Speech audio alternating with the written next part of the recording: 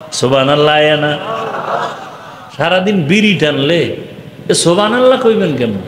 তো জবান নাপাক করে ফেলছেন।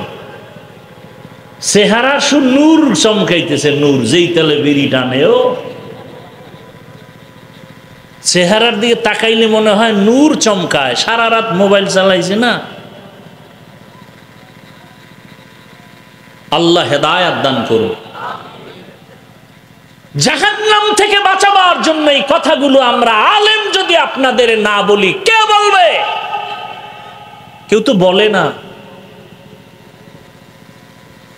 এই কথাগুলো কোনো মসজিদে জুমার দিন আলাপ করুক না, কমিটি বলবে 1 মাস বাড়িতে রেস্ট নিয়ে আসেন। ঠিক নেই কেন? বলে শিয়ালের হাতে মুরগি আমানত। কার কাছে মুরগি আমানত? খুব ভালো কাম, কথা বলেন। শিয়ালের হাতে মুরগি দিলে যা হয়, মাদ্রাসার চাবি, মসজিদের চাবি, ধর্মের চাবি সুদখোর ঘুষখোর বেনামাজির হাতে দিলে তো তাই হবে।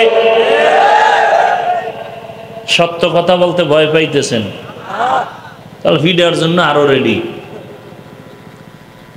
হ্যাঁ, যারা পিডারে বেশি ভয় পায় এরা পিডা বেশি খায়। সুদখোর বেনামাজি ঘুষখোরের হাতে ধর্মের চাবি দিছে জিবরাইল। বলেন কে দিছে? বলেন কে দিছে? আমরা কইতে লজ্জা লাগে না? ভোটের আগের রাত্রে পায়খানার নামে টাকা খাইছেন চোরের মতো গোপনে, লজ্জা লাগে না? সেদিন বাথরুমে গিয়া 10 গ্রাম পায়খানা খাইও, আর ঘাটাইল বাজারে যাইয়া হালাল সাবান কিনা কুলি কইর, গন্ধ শেষ। কিন্তু যারা চোরের মতো গোপনে টাকা খাইছ, নিমক হারাম, কুকুরের মতো জিহ্বাটা বের করে দিয়েছ হারাম খাওয়ার জন্য, জাহান্নামের আগুন ছাড়াই গন্ধ যাবে না, রেডি থাকো। এই হারাম খাইয়া মাইয়ে ভোলাডিরেও নষ্ট বানাইছ।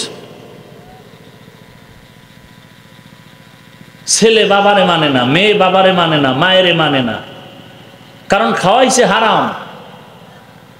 সুদের টাকায় ব্যবসা, লোন উঠাইয়া ব্যবসা, এই খাওয়া খাওয়ায়, ঘরে গিয়া বাচ্চাটারে খাওয়ায়, খাওয়াইয়া রক্ত না পাক, স্ত্রীকে হারাম খাওয়াইয়া রক্ত না পাক।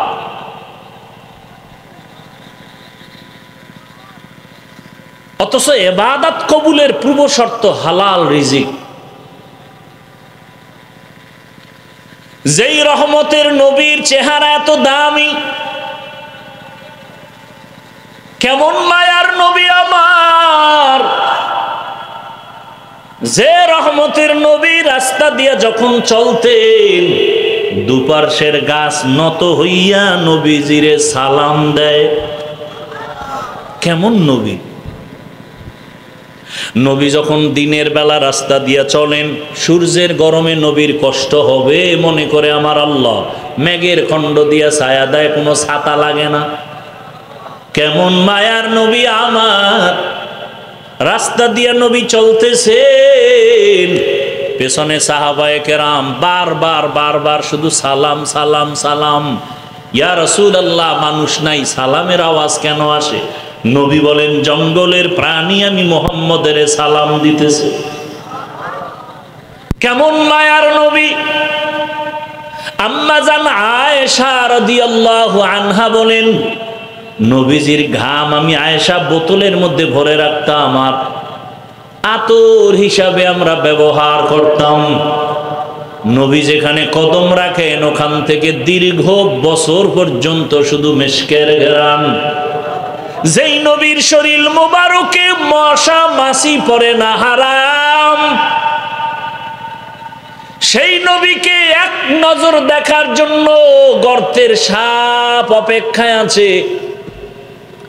হিজরতের রাতে সাপ রসুলকে দেখবে গর্তে, আবু বকর পা দিয়ে আটকাইছে, আঘাত মারছে। গর্তের পিপিলিকা চায় রহমতের নবীকে দেখবে, কেমন বেঈমানের ঘরের বেঈমান, সেই নবীকে একবার আর দুইবার না 13টা বছর পর্যন্ত কাছে বৈশা দেখলো, বয়ান শুনলো। নিমক হারাম বেঈমানের কপালে কালেমা আসলো না। জানেননি এমন সান কপাল্লা বেঈমানের নাম কি নাম?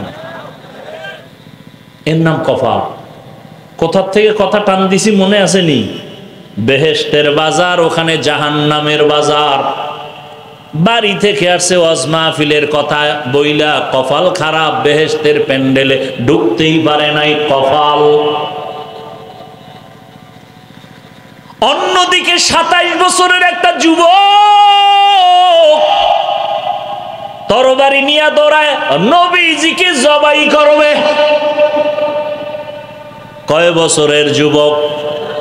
27 বছরের যুবক তরবারি নিয়ে দৌড়ায়, আমার নবীকে জবাই করবে।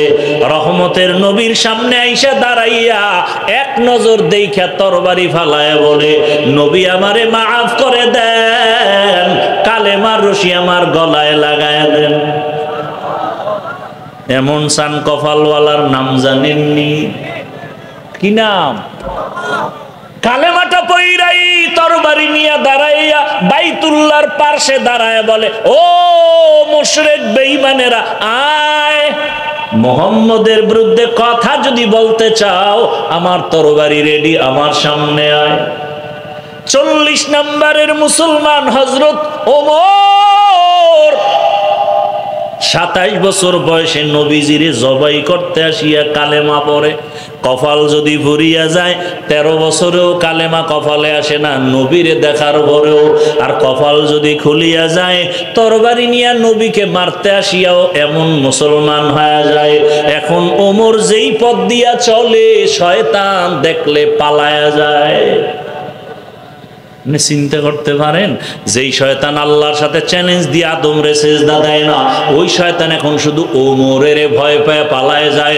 একটা যুবক ছেলে মদের বোতল নিয়ে রাস্তায় হাঁটে, হঠাৎ করে নজর করছে ওমর আসতেছে, হঠাৎ ভয় পেয়ে গেল।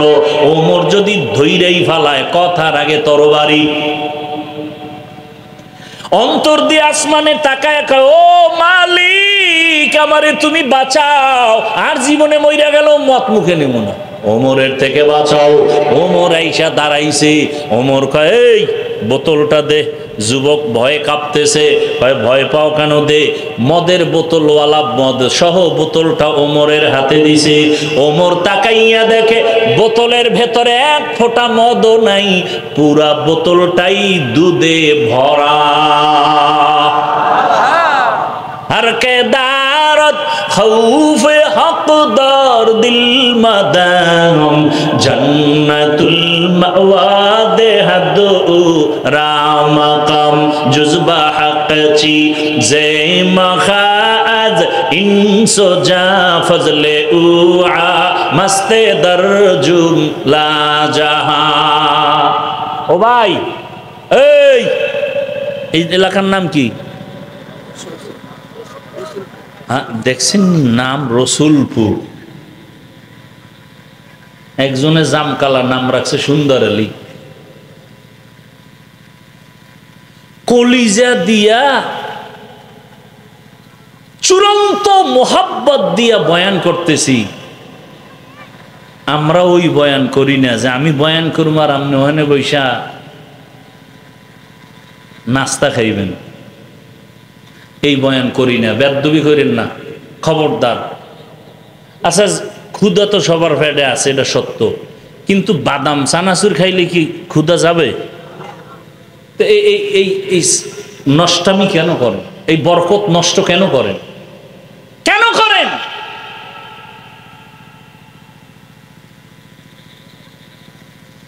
নিজের কপালও পুড়তেছেন, হাজারো মানুষের কপাল পোড়ার অপচেষ্টা করতেছেন। মিয়া, পুলিশ আসামি ধইরা থানায় নিয়ে বেত দিয়া মারে, কাঁদে না।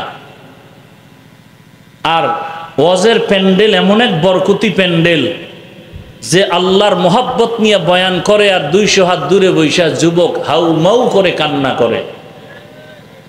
আপনি কি মনে করছেন?